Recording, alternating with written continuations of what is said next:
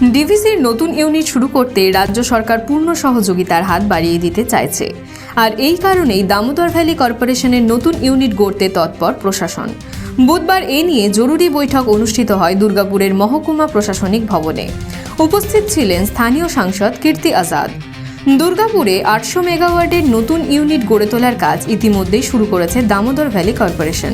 শিল্প উন্নয়নের এই বৃহৎ পদক্ষেপকে ঘিরে প্রশাসনিক তৎপরতাও বেড়েছে।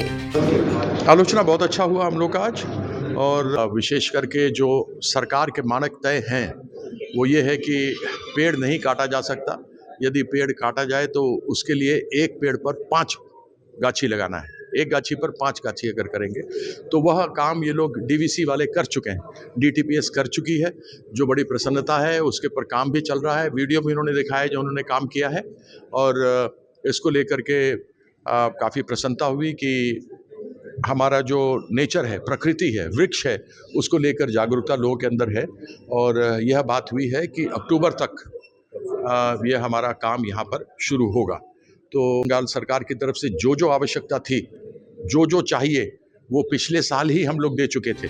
বৈঠকে উপস্থিত ছিলেন সাংসদ কীর্তি আজাদ, জেলা শাসক পন্নম্বালাম এস, মহকুমা শাসক সুমন বিশ্বাস, দামোদর ভ্যালি কর্পোরেশনের প্রকল্প অধিকর্তা সুকুমার সাহা, নগর নিগমের কমিশনার আবুল কালাম আজাদ ইসলাম এবং ডিভিসির senior general manager Amit Modi সহ একাধিক প্রশাসনিক আধিকারিক।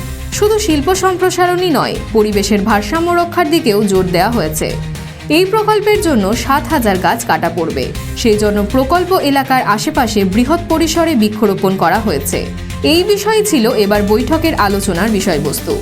বৈঠক শেষে দুর্গাপুর ফরেস্ট অফিসার জানিয়েছেন আলোচনা ফলপ্রসূ হয়েছে। ডিভিসি কর্তৃপক্ষ পরিবেশ রক্ষার কাজে 35,000 গাছ ইতিমধ্যেই লাগিয়েছে। মিটিং ছিল যে ডিভিসি কলোনিতে যে 7,000 গাছ কাটা যাবে, সেই কাটা যাওয়ার পারমিশন আমরা ফরেস্ট ডিপার্টমেন্ট থেকে পাবো কি পাবো না। তো ফরেস্ট ডিপার্টমেন্ট থেকে যা সাজেশন দিয়েছিল, প্লাস ডিফারেন্ট এনজিও থেকেও যা সাজেশন দিয়েছিল, ডিভিসি সব ফুলফিল করেছে। এইবার আমরা ডিএফও সাহেবকে অফিসিয়ালি চিঠি দেব গাছ কাটার পারমিশন চেয়ে। উনি ভিজিট করবেন, চেক করবেন, তারপর উনি যদি পারমিশন দেয় গাছ কাটা শুরু হবে, আর তারপরেই প্রজেক্ট হবে। অলরেডি আমরা 35,000 গাছ লাগিয়ে দিয়েছি, আর 1,000 গাছের ট্রান্সলোকেশন হবে, মানে বড় বড় গাছ এক জায়গা থেকে তুলে নিয়ে অন্য জায়গায় বসাচ্ছি। তার মধ্যে অনেক গাছ অলরেডি আমরা ট্রান্সলোকেশন করেছি। আপনারা যে কোনো দিন আসুন, দেখুন ডিভিসি নেচারের জন্য কি করছে। অল আর ওয়েলকাম। আপনারা একদিন জমি আমাদের আগে থেকেই আছে, অধিগ্রহণের কোনো ব্যাপারই নেই, ডিভিসি নিজের জমিতে করছে। উন্নয়ন ও পরিবেশ দুয়ের সমন্বয় ঘটিয়ে এগোতে চাইছে ডিভিসি কর্তৃপক্ষ।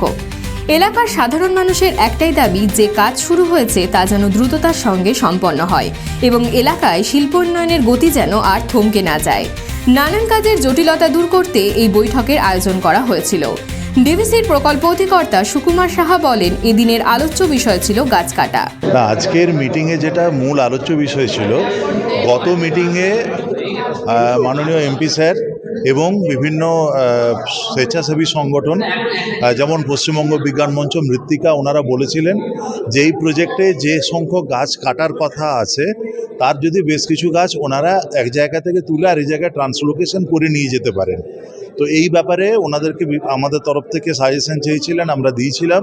সেই অনুযায়ী ওনারা বিভিন্ন জায়গায় ট্রান্সলোকেশনের প্রসেস শুরু করেছেন। ওনারা সেটা দেখাচ্ছিলেন, সেটার ওনারা একটা ভিডিও দেখালেন।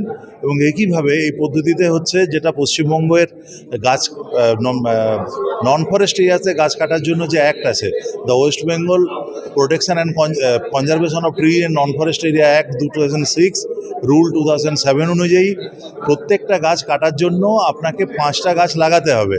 আগে সেই 5টা গাছ লাগাতে হবে, তারপরে আপনি কাটার পারমিশন পাবেন। তো সেই হিসেবে ওনারা 35,000 গাছ লাগিয়েছেন, সেটা ওনারা আজকে দেখালেন। বাকি তো আমরা অতি অবশ্যই যখন ওনারা ফাইনাল আমাকে রিপোর্ট সাবমিট করবেন তখন আমরা ফিল্ডে গিয়ে চেক করে দেখব প্ল্যান্টেশন প্ল্যান অনুযায়ী সেটা হয়েছে কিনা। এত বড় প্রকল্প করার জন্য 7,000 গাছের মধ্যে কাটা পড়বে 6,000 গাছ। 1,000 গাছ প্রতিস্থাপন করা হবে। এখন দেখার সমস্ত রকম জটিলতা কাটিয়ে আগামী অক্টোবর মাসে ডিভিসি কর্তৃপক্ষ নতুন ইউনিটের কাজ শুরু করতে পারে কিনা। যদিও এই প্রকল্পের জন্য কোনো রকম জমি জটিলতা নেই, জমি অধিগ্রহণের কোনো বিষয় এক্ষেত্রে নেই বলেই জানিয়েছেন প্রকল্প অধিকর্তা সুকুমার সাহা। Motahar Hossain, news India.